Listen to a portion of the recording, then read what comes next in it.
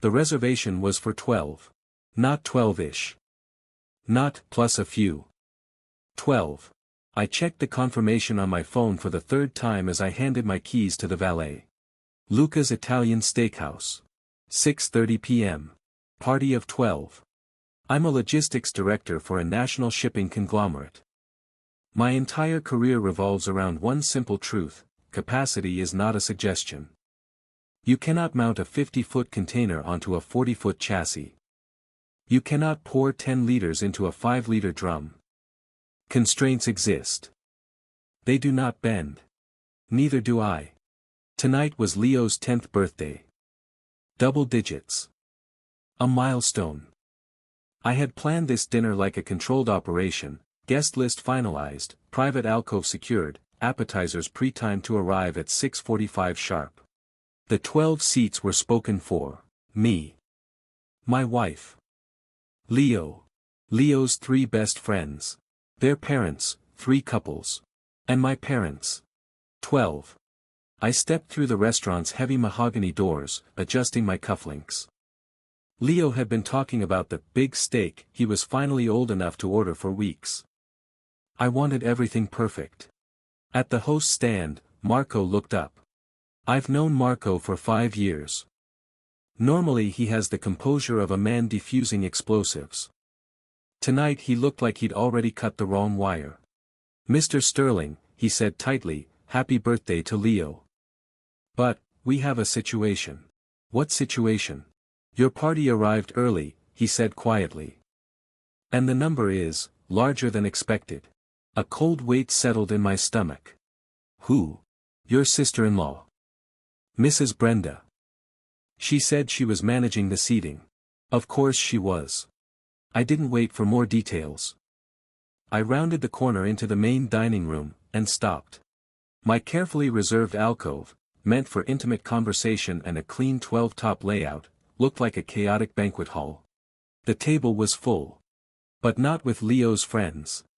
At the head of the table, Leo's seat, sat Brenda. Next to her, her husband Todd. Then their 3 teenage kids. Brenda's parents. Her best friend Misty. And Misty's 2 toddlers, who were currently drumming silverware against imported china like it was percussion rehearsal. 10 people. None invited. And in the hallway stood the actual guests, Leo's best friend Sam and his parents, along with my own mother and father, awkward, displaced, unsure. I walked up to the table. Brenda saw me and threw her arms in the air, knocking over a water glass. "David!" "Surprise!" she shrieked. "We decided to make it a real family celebration. You can't turn 10 without the whole village." She gestured proudly around her. "We got here early and secured the table. I told the stiff guy up front we were the Sterling party. He fussed about numbers, but I told him to squeeze in extra chairs.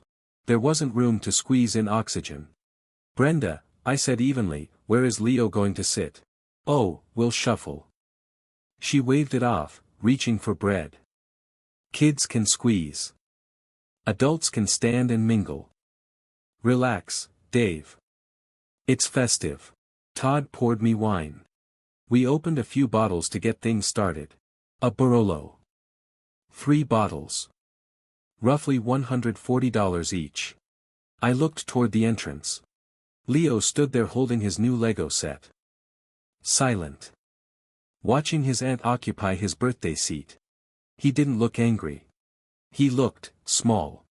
Sam's parents glanced at their watches, clearly debating whether they should quietly exit and salvage the night elsewhere. "Get up," I said. The table went still. Even the toddler froze mid-bang. "Excuse me?" Brenda laughed, brittle and sharp. "Don't be dramatic. We drove 40 minutes. We're family. You weren't invited," I replied. "This reservation is for 12 specific guests. They're standing in the hallway. You are sitting in their seats. You can't just throw us out," she snapped, volume rising. Nearby diners began to stare. "Just combine tables. Make it longer." Problem solved. Marco appeared beside me like a summoned witness. "Marco," I asked calmly, can we combine tables? He shook his head. Saturday night. Fully booked. Fire code restrictions. I cannot expand this section. I turned back. You heard him. Move. Brenda crossed her arms, the same stubborn, entitled expression she wore whenever she borrowed money she never repaid or dropped her kids off for an hour that became an entire weekend. No, she said flatly. We're seated. We've ordered. We're staying. If you want to ruin Leo's birthday by making a scene, that's your choice. She picked up her menu again. I'll have the lobster risotto. 3 seconds. That's all it took. In logistics, when a route is blocked, you pivot. You don't argue with the obstruction, you reroute the shipment. I placed a hand on Marco's shoulder and guided him aside. Is the executive room available? I asked quietly. The one in the back. With the AV setup. The boardroom? His expression shifted. Yes. It's private. Very quiet. Perfect. Move the Sterling birthday party, the invited guests, there. Set it for 12. Transfer the flowers. Transfer the cake. And them. He glanced toward Brenda's carnival. They appear settled, I said. Leave them exactly where they are. They are a separate party. Marco nodded slowly. And billing? I removed my Amex Platinum from my wallet. This card covers the executive room. Only the 12 guests on my list. And table 4. Table 4, I said clearly, is an independent group.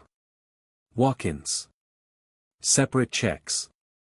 Do not authorize anything from that table to my account. If they attempt to charge it to me, decline. Marco's lips curved into a precise, professional smile. Understood, Mr. Sterling. I walked back to the lobby. Leo looked up at me uncertainly. Change of plans, I announced warmly, clapping my hands once. We've been upgraded to the private executive suite. More space. More fun. Follow me. Leo's face lit up. A suite? Yes, I said, meeting Brenda's eyes one last time across the dining room. A suite. We bypassed the chaos entirely. Down a quiet corridor. Past the kitchen. Into a wood-paneled private room set perfectly for 12. The door closed behind us. Silence. Calm. Control restored.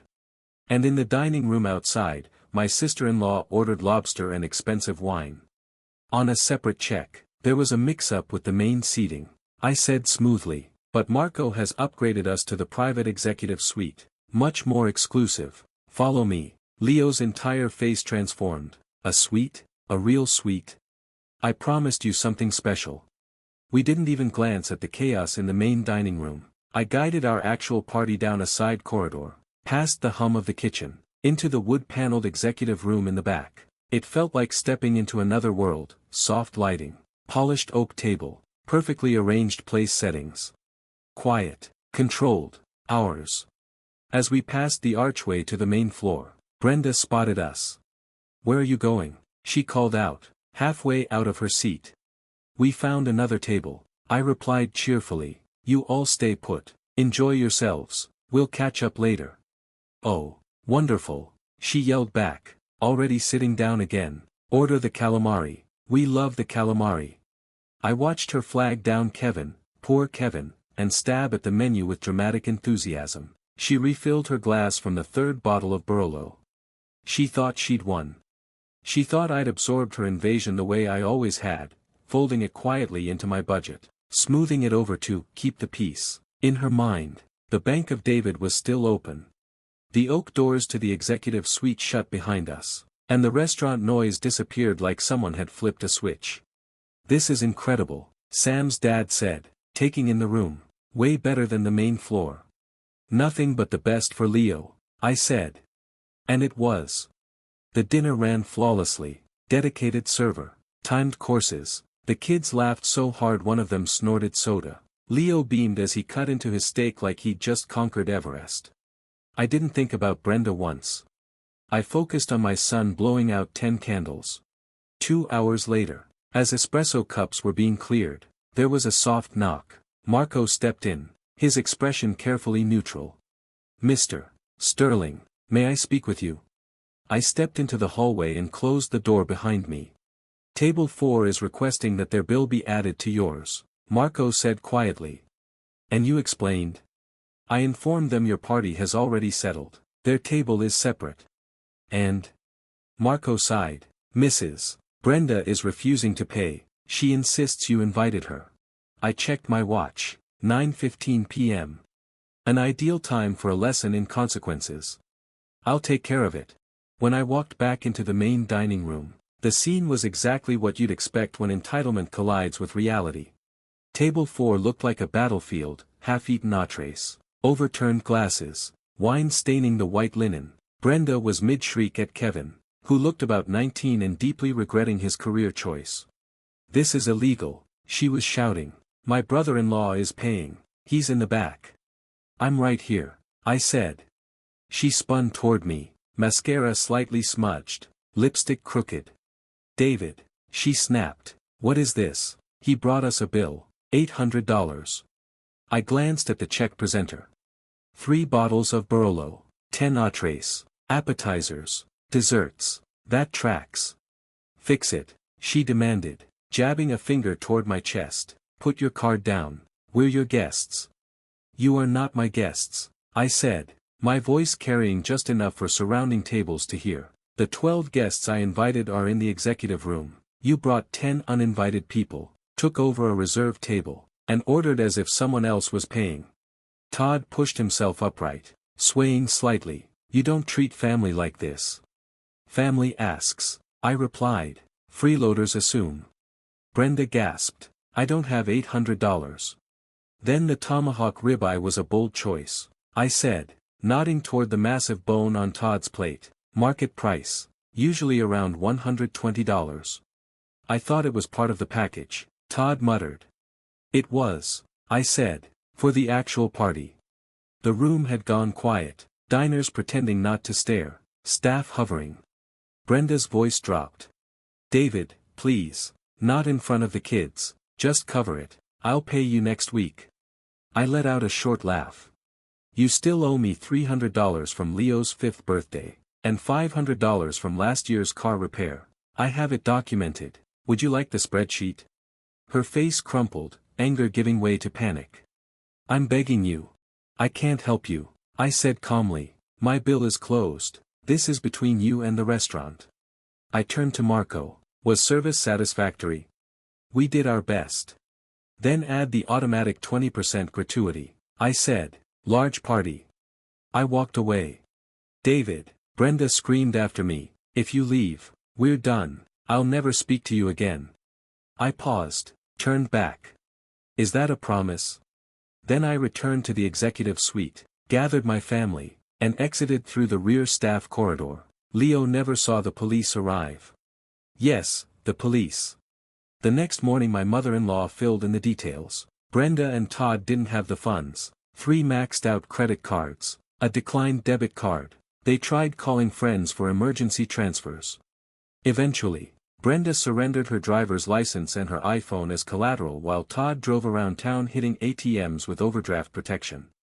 They were permanently banned from Luca's Italian steakhouse. The text started the next day. "Brenda, you humiliated us." "Me, you ordered lobster and Barolo with no money." "Brenda, you're cruel." "Me, I'm solvent." I didn't block her. Documentation matters.